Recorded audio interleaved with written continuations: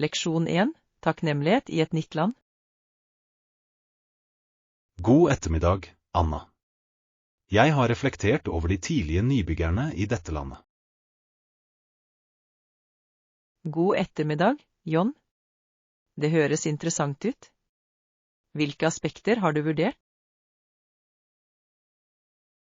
Jeg synes det er bemerkelsesverdig hvordan de fremsa bønner og takket Gud for sine nye muligheter. Ja, takknemligheten deres for mat og husly var avgjørende for å overleve i disse utfordrende tidene. Det var avgjørende for dem å anerkjenne velsignelsene de hadde mottatt i ukjent territorium. De var også takknemlige for religionsfriheten. Det er en betydelig verdi. Ja, det å kunne praktisere sin tro fritt var et grunnleggende aspekt av reisen deres.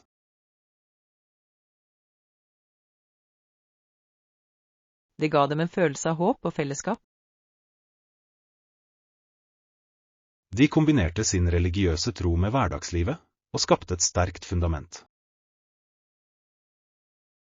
Jeg beundrer hvordan de klarte å tilpasse seg, samtidig som de holdt fast ved sine overbevisninger.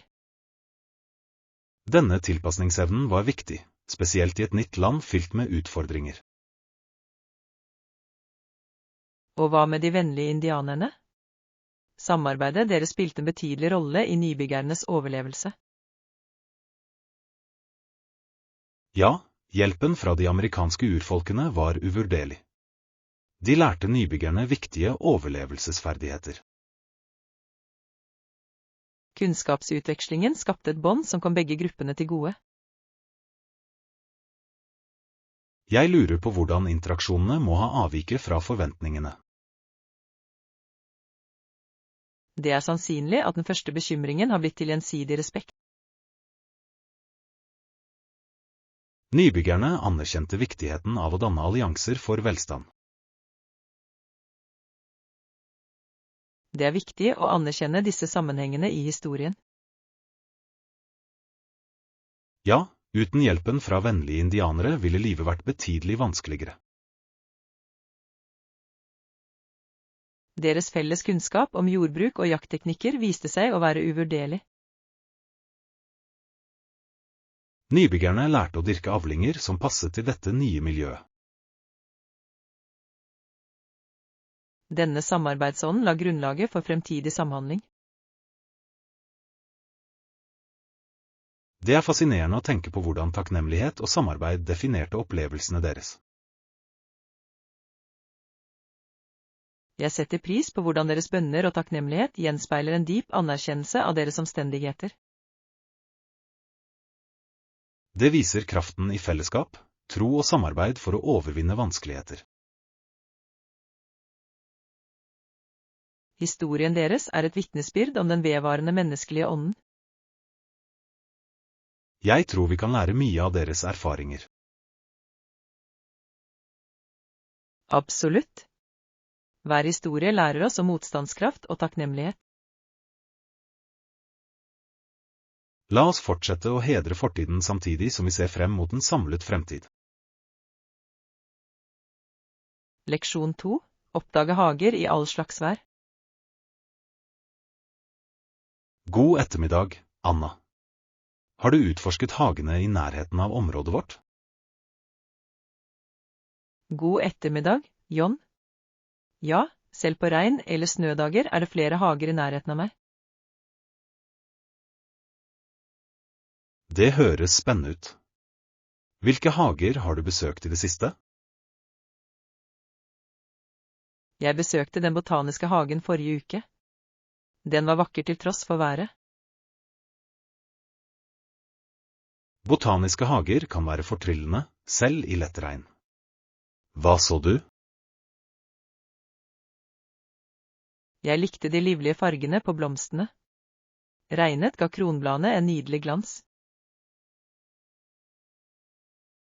Naturen byr ofte på unik skjønnhet, uavhengig av årstid. Nettopp. Jeg satte også pris på lyden av regndråper på bladene. Det må ha skapt en beroligende atmosfære. Tok du noen bilder? Ja, jeg tok flere bilder. Refleksjonene i sølepyttene var spesielt slående. Jeg kan tenke meg det. Sølepytter kan gi fantastiske muligheter for fotografering. Det gjør de. Jeg snublet også over et lite drivhus fylt med tropiske planter. Et drivhus må ha vært en varm flukt fra det kalde været. Ja, det føltes som å komme inn i et helt annet klima.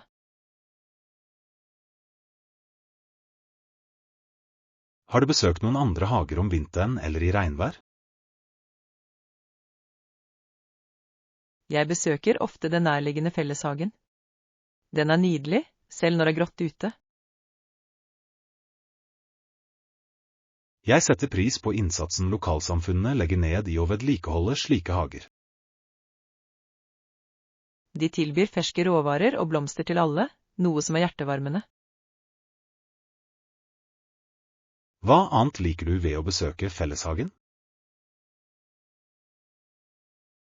Fellesskapsfølelsen er oppløftende.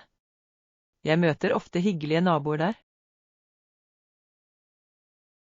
Å samarbeide med naboer skaper en følelse av tilhørighet. Jeg tror hager bringer folk sammen.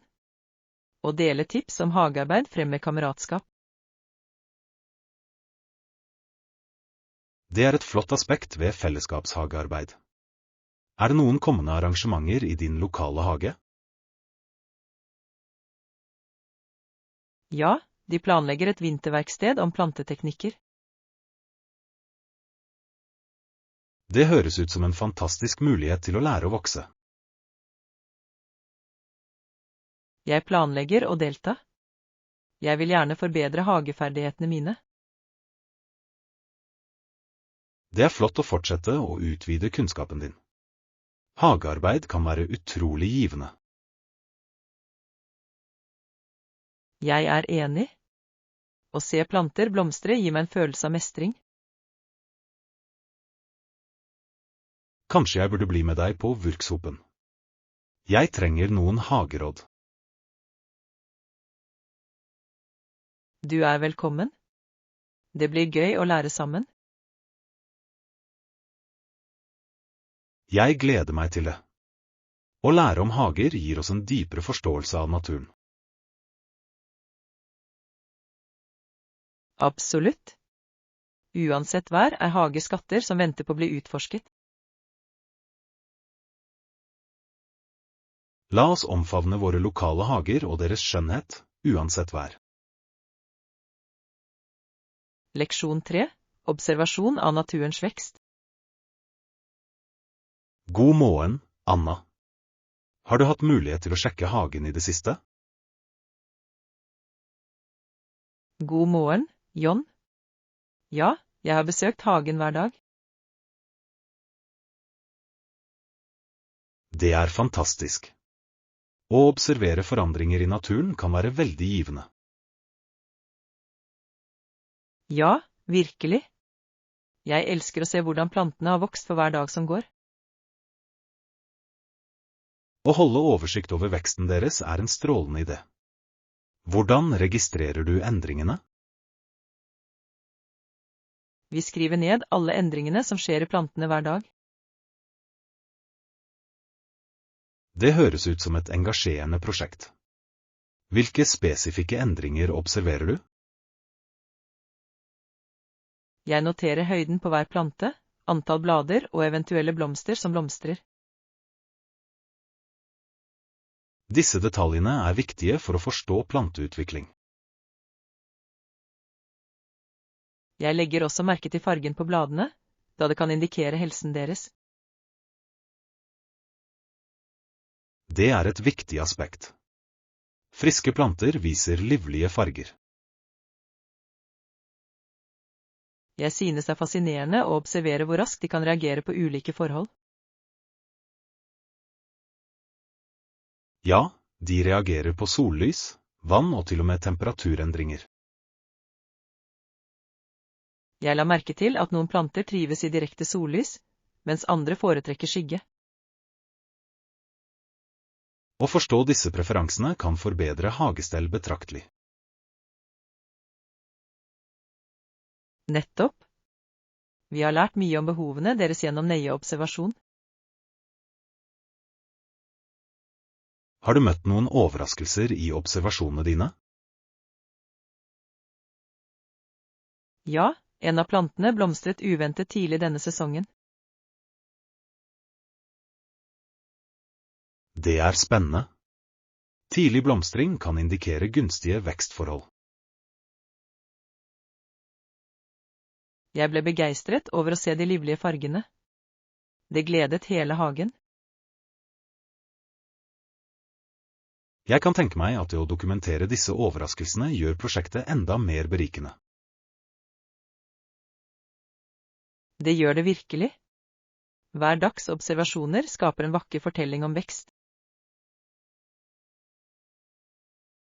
Hvordan planlegger du å dele disse funnene med andre?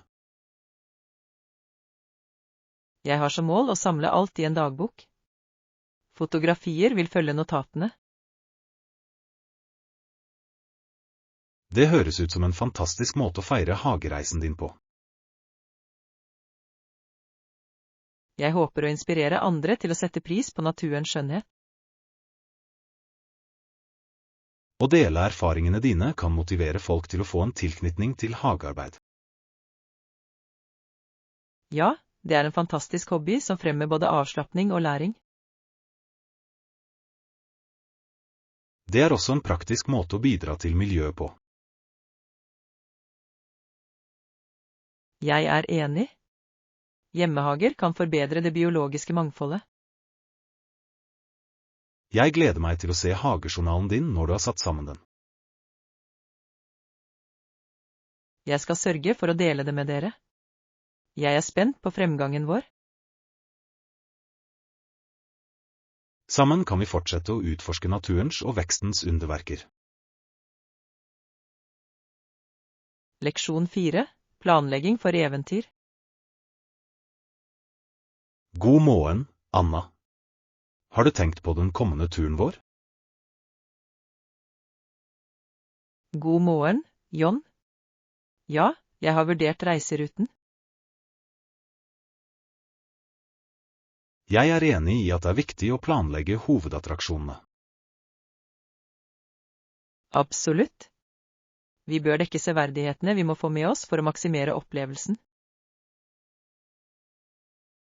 Jeg synes imidlertid vi burde sette av noen dager til uventede eventyr. Det er en klok tilnærming. Fleksibilitet fører ofte til de beste minnene. Nettopp. Noen av de hyggeligste øyeblikkene er spontane. Hvilke attraksjoner mener du er viktige for besøket vårt? Jeg tror absolutt vi bør besøke det historiske distriktet først. Ja, det gir et glimt inn i byens rike historie. Arkitekturen i det området er fantastisk. Det vil gi flotte bilder. Jeg gleder meg spesielt til å utforske de lokale museene. Museer kan gi uvurderlig innsikt i regionens kultur og kunst. Bør vi også inkludere noen naturattraksjoner i reiseruten vår? Ja, jeg foreslår å besøke en nasjonalpark i nærheten. Naturen er alltid forfriskende. Det ville være et velkommen tillegg. Fotturer kan gi fantastiske utsikter.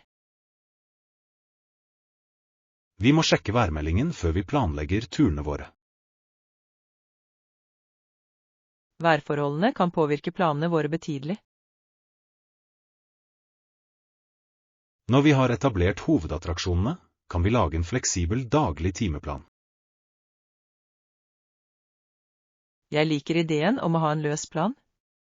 Det gjør at vi enkelt kan tilpasse oss.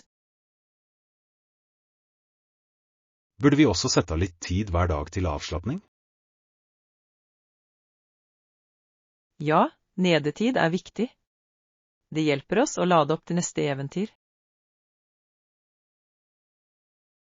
Jeg ser for meg at vi nyter avslappende måltider på lokale restauranter. Å prøve det lokale kjøkkenet bør definitivt være en del av opplevelsen vår. Å spise middag gir oss en dypere forbindelse med kulturen. Jeg enig. Å dele måltider vil skape varige minner. La oss også være åpne for å utforske skjulte perler. Spontane oppdagelser blir ofte høydepunktene på turene. Hvis vi møter hyggelige lokalbefolkningen, kan vi få gode anbefalinger. Å samhandle med lokalbefolkningen kan berike opplevelsen vår enormt. Er det noen spesifikke opplevelser eller aktiviteter du håper å legge til? Jeg vil gjerne ta en gødetur for å lære mer om området. En gødetur kan gi kontekst som vi kanskje går glipp av på egen hånd. La oss undersøke alternativer for gødede turer og lokale guider. Jeg skal se nærmere på det. Det vil forbedre vår forståelse av stedet. Jeg gleder meg til å begi meg ut på dette eventyret sammen. Likeledes. La oss ferdigstille planene våre og forberede oss på en uforglemmelig opplevelse. Leksjon 5. Kunsten å handle smart. God ettermiddag, Anna. Gleder du deg til shoppingturen? God ettermiddag, John. Ja, jeg ganske spent. Jeg må finne en ny vinterjakke. Det høres ut som et smart valg. En god frakk viktig for den kalde årstiden. Jeg vil ha noe varmt, men samtidig stilig. Du bør definitivt utforske forskjellige stiler. Har du en spesifikk farge i tankene? Jeg vurderer en klassisk svart kåpe. Den pleier å passe til alt. Det et allsidig valg. Svart alltid på moten. Jeg har også tenkt å se etter trendy design.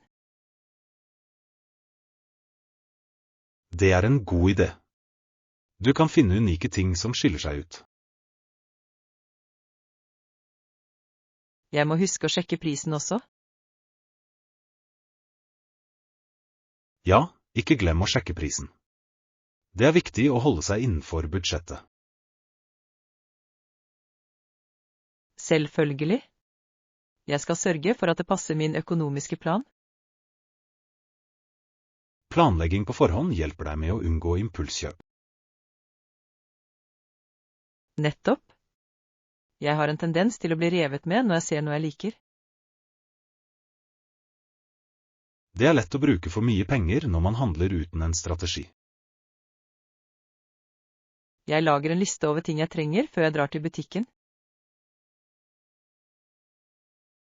Det vil garantert hjelpe deg med å holde fokus under handleturen. I tillegg vil jeg sammenligne priser. Noen butikker har ofte bedre tilbud. Det en klok tilnærming. Spar penger der det mulig.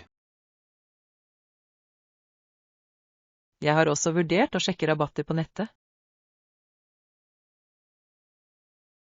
Netthandel kan være veldig praktisk. Har du funnet noen lovende nettsteder? Ja, flere nettsteder tilbyr salg, spesielt i denne sesongen. Sørg for å lese anmeldelsene. Kvalitet like viktig som pris. Jeg vil definitivt vurdere tilbakemeldinger fra kunder før jeg foretar et kjøp. Det også viktig å forstå returreglene, bare i tilfelle. Godt poeng. Jeg skal sjekke returreglene for hver butikk jeg besøker. Hvordan har du tenkt å bære den nye jakken din hjem? Jeg pleier å ta med en gjenbrukbar handlepose for å gjøre det enklere. Det er både miljøvennlig og praktisk. Jeg liker også å handle med en venn. Det gjør opplevelsen enda hyggeligere. Venner kan hjelpe med meninger og valg. De gir støtte. Jeg er spent på de potensielle funnene og de positive opplevelsene. Jeg gleder meg til å høre om den vellykkede shoppingturen din. Takk, John. Jeg gleder meg til å oppdatere deg om den nye vinterjakken min. Kos deg med shoppingeventyret ditt. Leksjon 6. Møte med dinosauren. God ettermiddag, Anna. Fortalte jeg deg om mitt nylige eventyr på museet? God ettermiddag, John. Nei, det har du ikke. Hva har skjedd? Mens jeg utforsket dinosaurutstillingen, skjedde det noe ekstraordinært. Ekstraordinært? Det høres spennende ut. Hva skjedde? Mens jeg observerte utstillingen, kjente jeg plutselig en merkelig følelse i gulvet. Så interessant. Hva gjorde du etterpå?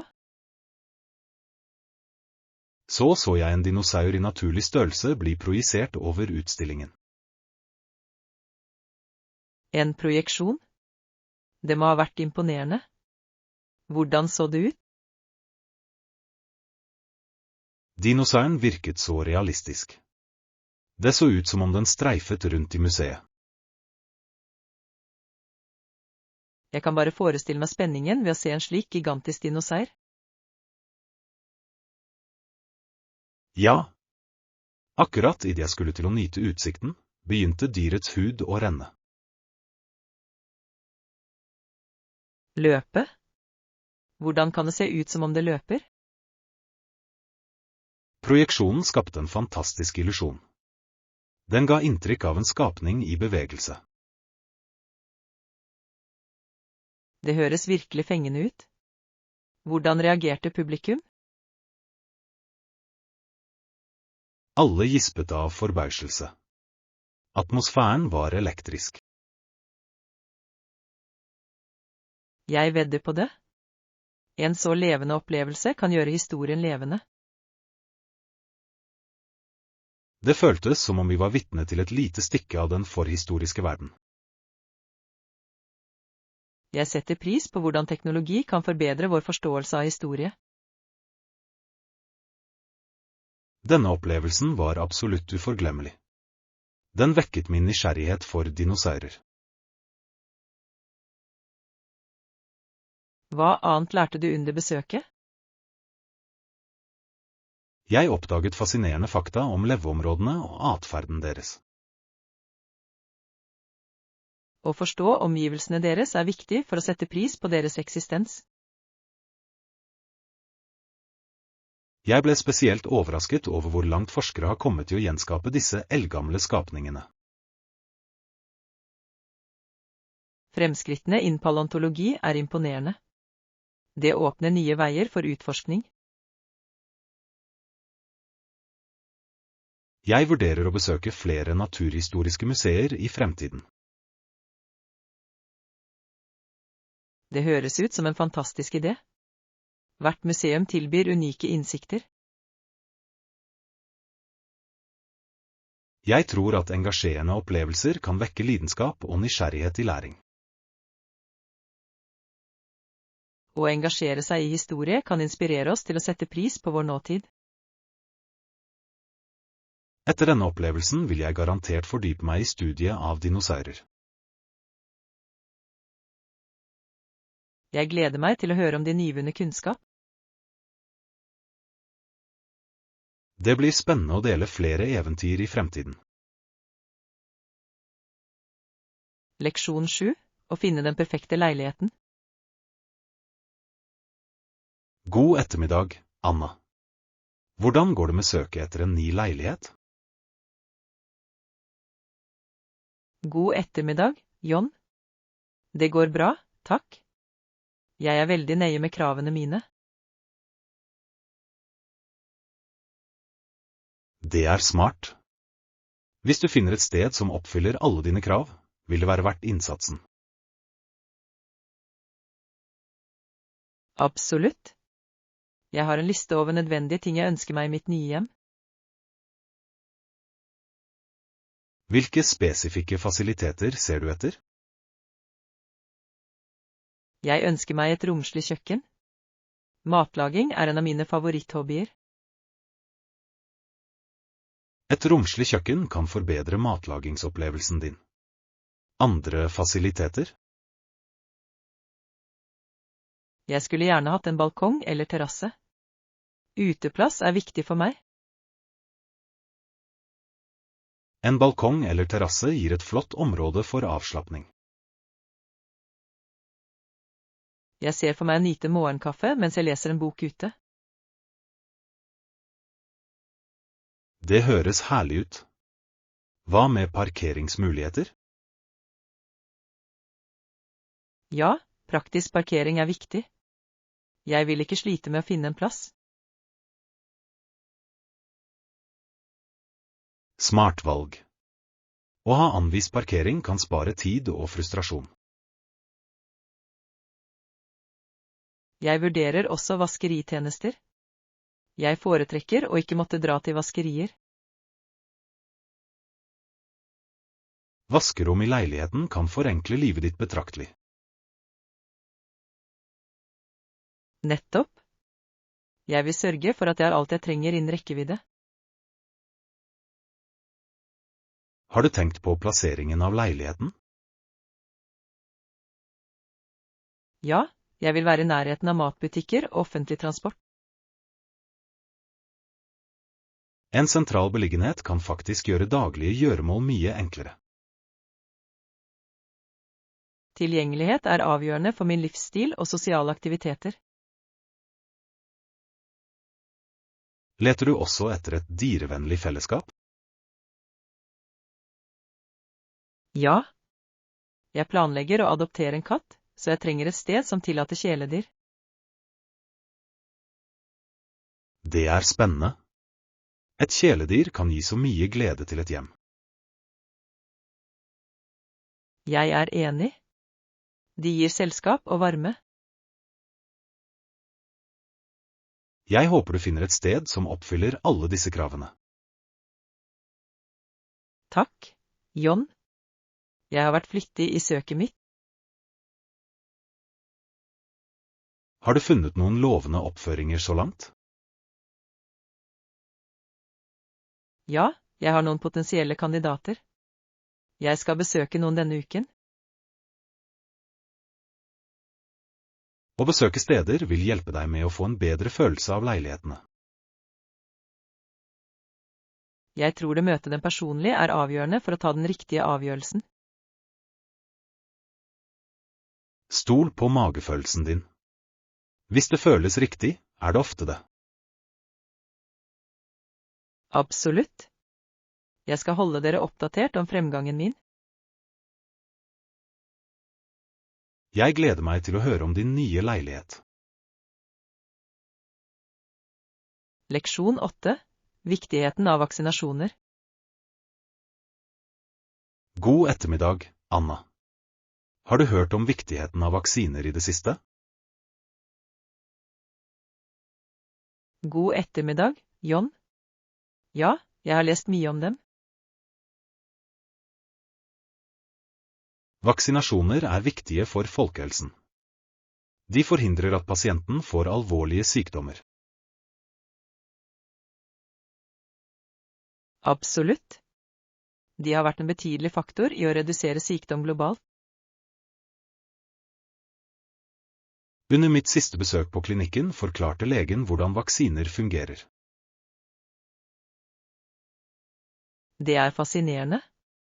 Hva sa legen om mekanismen bak vaksinasjoner? I hovedsak introduserer vaksiner en liten, ufarlig del av bakterien inn i kroppen. Denne eksponeringen hjelper immunforsvaret med å gjenkjenne og bekjempe sykdommen. Riktig.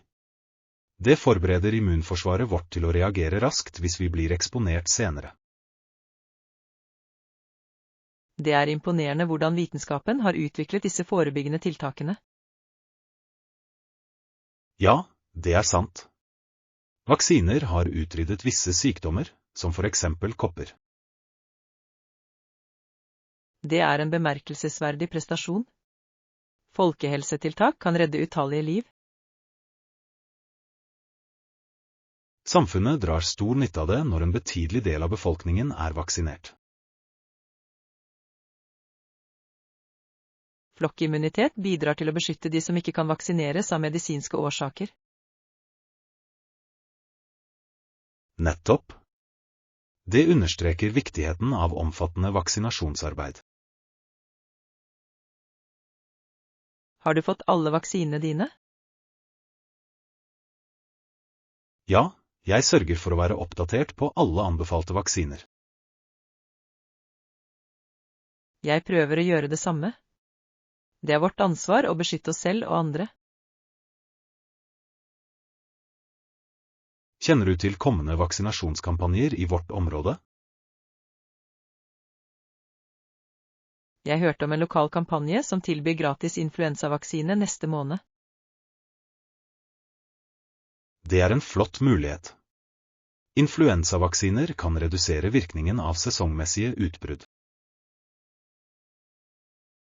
Jeg vil sette et kryss i kalenderen min og oppfordre andre til å delta. Å engasjere lokalsamfunnet i slike initiativer er avgjørende for folkehelsen. Kanskje vi burde arrangere et informasjonsmøte for å øke bevisstheten? Det ville være verdifullt. Å lære folk opp om fordelene med vaksiner kan føre til høyere deltakelse. Jeg er enig. Bevissthet kan lindre misoppfatninger og frykt rundt vaksiner. Kunnskap gir individer mulighet til å ta informerte helsebeslutninger. Jeg er begeistret for muligheten til å gjøre en positiv forskjell. Sammen kan vi bidra til å fremme viktigheten av vaksiner i lokalsamfunnet vårt. Jeg gleder meg til å samarbeide med deg om dette viktige initiativet. Det vil være et givende arbeid å bidra til folkehelsen. Leksjon 9. Viktigheten av å holde kontakten. God ettermiddag, Anna. Har du tenkt på hvor viktig det er å holde kontakten med venner? God ettermiddag, John. Jeg er helt enig. Det er viktig å holde vennskap levende. Å opprettholde kontakter kan berike livene våre betraktelig. Ja, vennskap gir støtte i både gode og utfordrende tider. Hvordan pleier du å holde kontakten med vennene dine? Jeg bruker ofte sosiale medier. Det gir mulighet for raske oppdateringer og interaksjon. Sosiale medier er et flott verktøy for å holde kontakten levende. Jeg liker også å sende personlige meldinger eller ringe. Personlig kommunikasjon kan styrke relasjonene ytterligere. Jeg tror det er viktig å uttrykke omsorg regelmessig, ikke bare ved spesielle anledninger. Det er et verdifullt perspektiv. Små gester kan ha mye å si. Jeg sender noen ganger håndskrevne brev eller postkort. De føles mer personlige. Disse gjennomtenkte handlingene kan overraske og glede venner.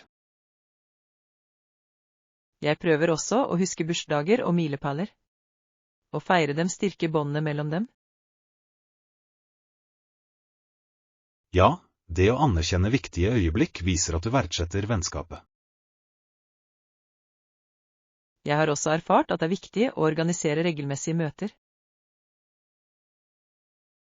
Personlige samhandling skaper varige minner og fremmer kontakt. Hvilke aktiviteter liker du når du er sammen med venner?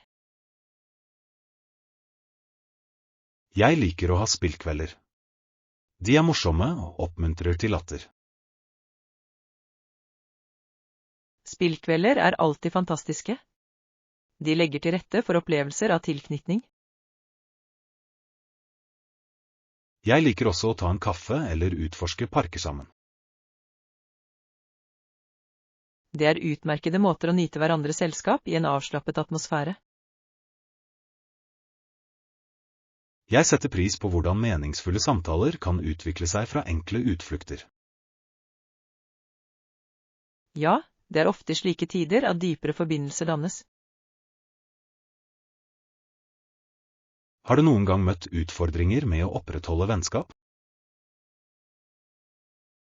Jeg har opplevd noen. Livet kan bli hektisk, noe som gjør det vanskelig å holde kontakten. Jeg forstår det fullt ut. Men det er viktig å være forpliktet til vennskap. Jeg prøver alltid å prioritere vennene mine, selv når det er travelt. Den dedikasjonen sier mye om karakteren din. Jeg tror at vennskap krever innsats, akkurat som alle andre forhold. Absolutt. Det er verdt innsatsen med tanke på gleden de bringer. La oss sørge for å sjekke innom vennene våre regelmessig. Ja, å ta kontakt kan minne dem på at det ikke er glemt. Sammen kan vi hjelpe hverandre med å opprettholde meningsfulle relasjoner. Jeg gleder meg til å støtte hverandre i å pleie kontaktene våre. Leksjon 10. Utforske byens rike kulturarv. God morgen, Anna. Har du tenkt på vårt neste eventyr? God morgen, John.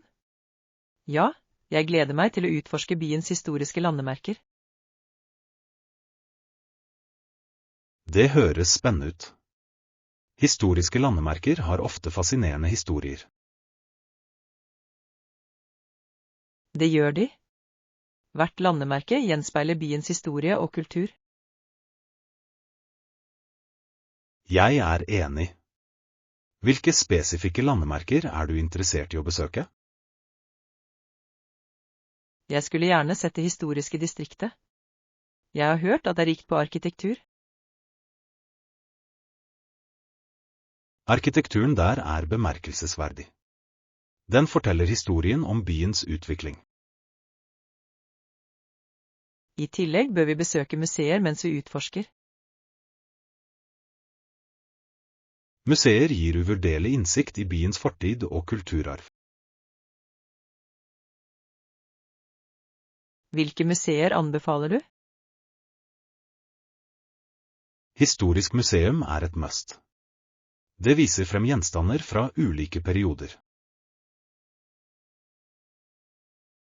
Det høres spennende ut. Jeg liker å lære om historiene bak gjenstandene. Et annet flott alternativ er Kunstmuseet. Det har verk av lokale og internasjonale kunstnere. Jeg setter pris på hvordan kunst tilbyr et nytt lag med forståelse av kultur. Vi kunne tilbringe timevis i begge museene. Hvorfor ikke kombinere besøkene med en bytur? En gødet bytur vil gi en oversikt over viktige historiske steder. Det høres ut som en perfekt plan. Jeg liker å høre innsiktene fra kunnskapsrike guider. Historiene deres kan bringe historien til live på en unik måte. Jeg er spesielt interessert i hvordan byen har endret seg gjennom årene. Ja, det å se historiske steder sammen med moderne perspektiver skaper en fascinerende kontrast. Er det noen lokale turer du anbefaler? Det finnes flere vandreturer som fokuserer på forskjellige temaer og nabolag. En temaomvisning kan gi dypere innsikt i spesifikke aspekter av byen. Jeg leste nylig om en spøkelsestur som tar deltakerne gjennom hjemsøkte historiske steder. Det høres spennende ut. Det hadde vært gøy å utforske historien gjennom et skummelt perspektiv. Ja, den kombinerer historiefortelling med historie, noe som gir en engasjerende opplevelse. Jeg skal vurdere å planlegge et par turer i løpet av besøket vårt. Det er en god idé. La oss sørge for at vi setter av nok tid til utforskning. Jeg er enig. Jeg vil fordype meg fullstendig i kulturen. Å gå gjennom historiske gater er som å reise tilbake i tid. Jeg er spent på all kunnskapen vi vil få gjennom disse aktivitetene.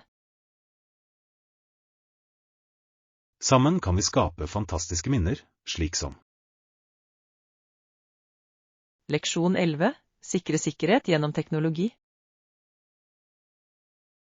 God ettermiddag, Anna. Har du besøkt det nye samfunnshuset ennå?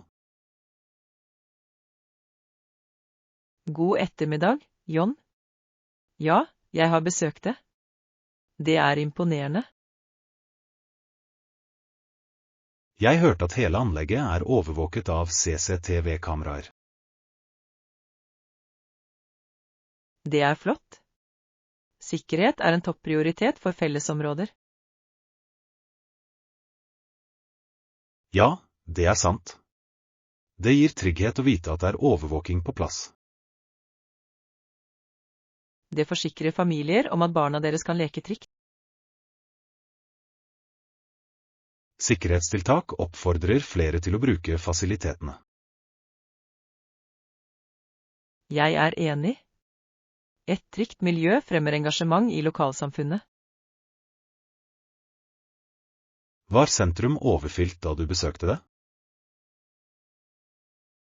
Det var ganske travelt, spesielt i rekreasjonsområdene. Det er et positivt tegn. Det viser at lokalsamfunnet bruker plassen.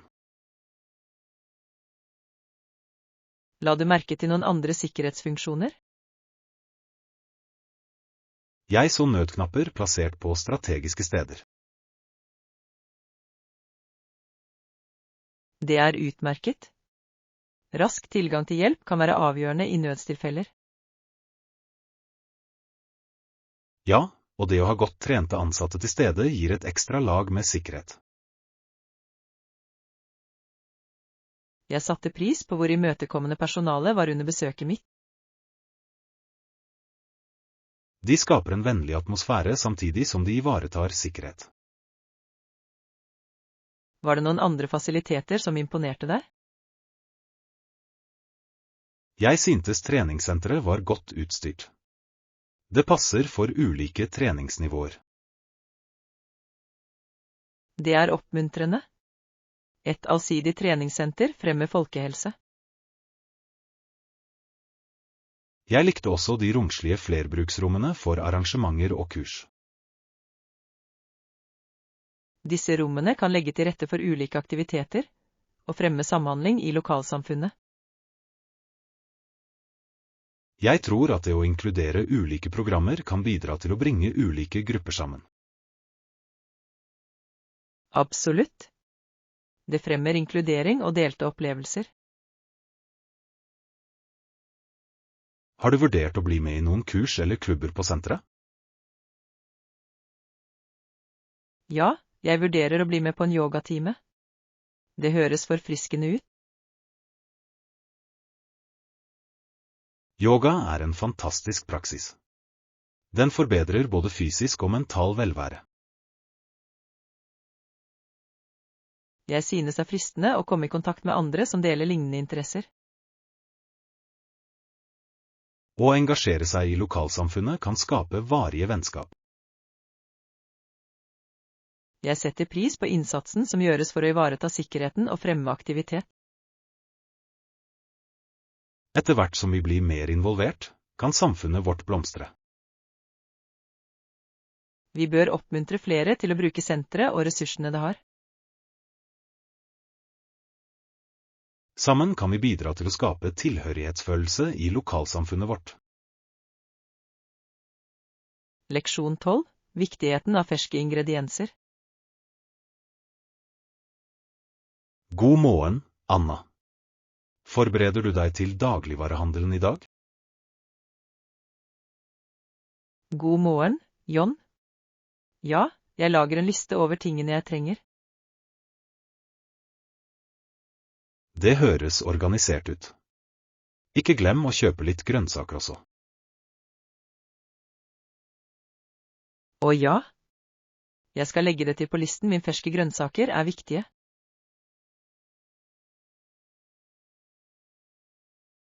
Ja, det er de. De tilfører både smak og næring til måltider. Jeg setter pris på hvordan grønnsaker kan forbedre smaken på en rett. Har du tenkt på hvilke spesifikke grønnsaker du ønsker å kjøpe? Jeg vurderer gulrøtter, spinat og paprika. Det er utmerkede valg. De er allsidige til mange oppskrifter. Jeg bruker ofte spinat i salater og smoothie. Det er ganske næringsrikt. Det er det virkelig. Gulrøtter er supre til snacks og matlaging. Jeg liker å steke paprika for å forsterke søtheten. Ovnsbakte paprikaer kan virkelig løfte en rett. Jeg har som mål å inkludere en rekke farger i måltidene mine for bedre helse. Det er en smart tilnærming. En fargerik tallerken symboliserer ofte en rekke næringsstoffer. Jeg har også tenkt å sjekke ut sesongens grønnsaker. Sesongbaserte råvarer smaker ofte bedre og er rimeligere. Absolutt. Jeg tror også på å støtte lokale bønder. Å kjøpe lokalt gjør samfunnet og reduserer miljøpåvirkningen. Har du en favorittgrønnsak som du alltid inkluderer i matlagingen din? Jeg er ganske glad i zucchini. Den er veldig allsidig i oppskrifter. Squash kan brukes i wokretter, pastaretter og til og med bakverk. Ja, det tilfører fuktighet og en subtil smak til diverse retter. Jeg liker også å eksperimentere med nye grønnsaker fra tid til annen. Å prøve nye grønnsaker kan være et spennende kulinarisk eventyr. Jeg er enig. Det utvider matlagingsrepertoaret mitt og gir variasjon. Kanskje vi burde prøve en ny oppskrift sammen snart. Det høres ut som en fantastisk idé. Det hadde vært gøy å lage mat sammen. Jeg gleder meg. La oss velge en oppskrift som inneholder mange grønnsaker. Ja. Jeg skal sørge for at vi har alt vi trenger. Sammen skal vi lage et deilig og næringsrikt måltid.